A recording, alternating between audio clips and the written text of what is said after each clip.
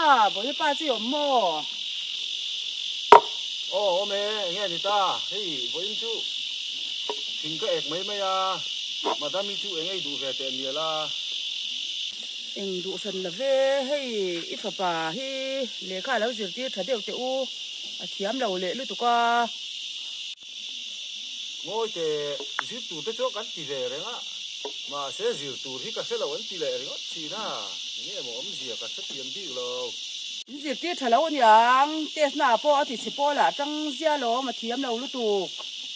ê khai ô lệ khai giữ tủ đi xí cú là cái ông cẩn tỉ ra giữ tỉ tủ tên lệ khai giữ tủ đi lâu xí là in là mà nu lệ ba tên cái lâu giữ tỉ đó tỉ này em mi lại à mi nu lẽ ba tê anh trăng nó sẽ to in làm ăn dịp tiệt ba cả chúng xem những cáiนั้นlà chỉ cứ là dịp nó sẽ chua về chắc là lắm có mặc đón về mà cái nín dịp tiệt thì mình là chỉ cứ cẩn tiệt khéo po ngay nàng mà nang nín chỉ cứ là dịp tu nín lâu phil đúng ta cái nín nu lệ ba tên in làm mà cái dịp tiệt về là ngày đón thế xuân सरकार hiện nu lệ ba tên rõ mình cái dọc sẽ là sáng tu mà lệ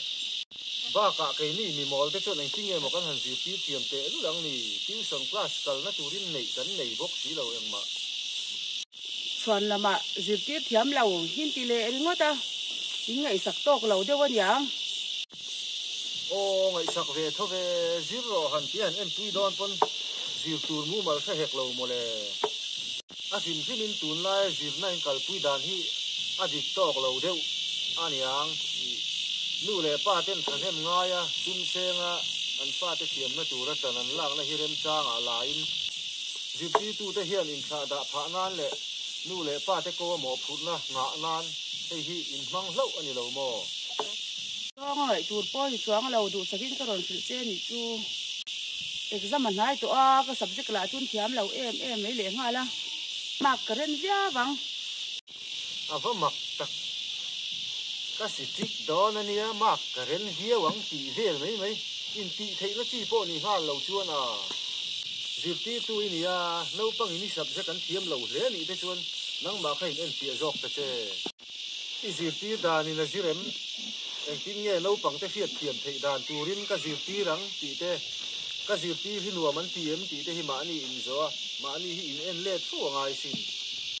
ít na lâu bằng thế dịp tí ra in i huan thế iran ten iril ruan lụa zo cái ni lâu mò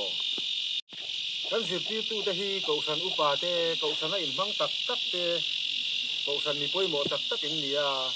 thế in na thế hi lo mu nan mấy mang lovin in missionary na ani ti phía ula in rong bol về thấy nó công pakhat ani ti phía in thấy to phần chùa te u